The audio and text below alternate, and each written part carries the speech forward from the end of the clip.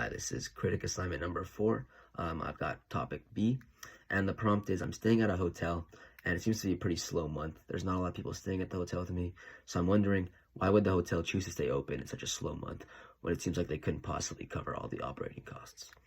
Well, it's actually easier to cover this than you might think, and the fact is there's two types of costs a business like a hotel would have: fixed costs and variable costs.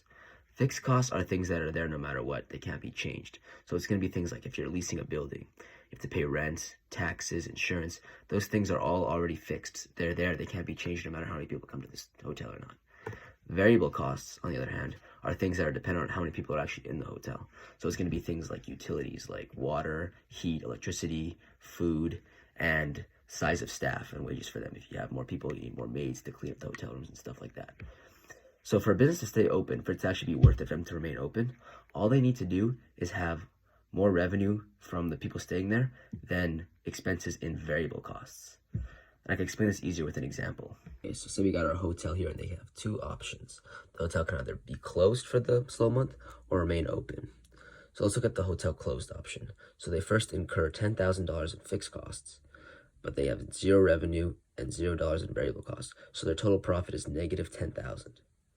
Now, if we look at the hotel open scenario, they still incur the negative $10,000 in fixed costs because they still have to pay for the building. But they also have $2,000 in revenue that they get and only negative $1,999 in variable costs, which leads to a total profit of negative $9,999, which is more money than the negative $10,000. So see, as long as the revenue exceeds the total variable costs, it is beneficial for a hotel to remain open during the slow month. And to answer the last part of this question, what's another example of a business that could stay open during a slow period or whatever? I think like a restaurant, especially when that's kind of seasonal, could do this because their variable costs would be kind of low.